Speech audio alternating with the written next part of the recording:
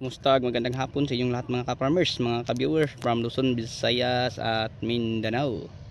So update po tayo no sa ating ampalaya kung saan 5 bisis na po itong napipitasan.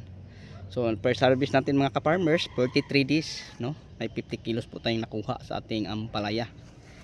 Then sa pangalawa mga ka-farmers, nakakuha po tayo no ng 220 kilos. Ang pangatlo natin 390, pang-apat 420, pang-lima 570. Okay, so asahan natin to sa susunod no, nasa mga 800 kilos na siguro ang ating makukuha. Nasa 1,003 lang po ito kapuno mga ka-farmers. So kahapon po natin to pinipitasan ng pang-limang harvest.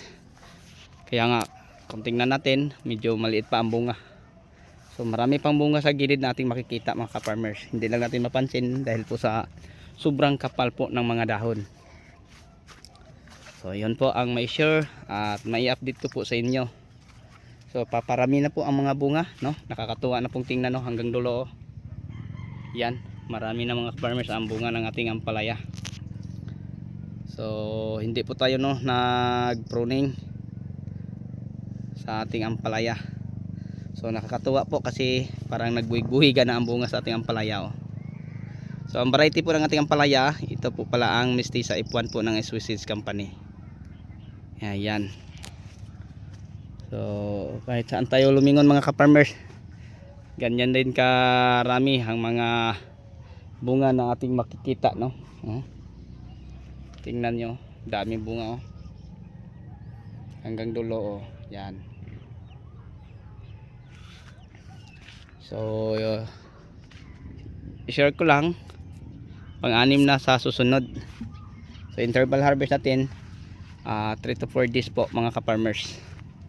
So marami na mga malilit na bunga na sumabit sa taas, hindi lang natin naibaba. So nakakatuwa na po kasi parami na po ang bunga mga ka-farmers sa ating ampalaya. Yan no, grabe, tingnan nyo guys mga ka-farmers yan yung bunga sa gilid lahat na nangingitim sa gilid ay mga bunga din yan. So unti-unti na pong kumapal sa gitna.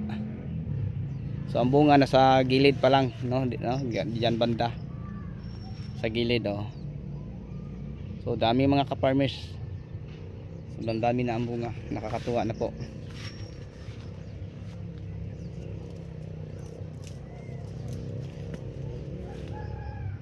Yan yung makapal na ang dahon tingnan nyo mga ka-farmers.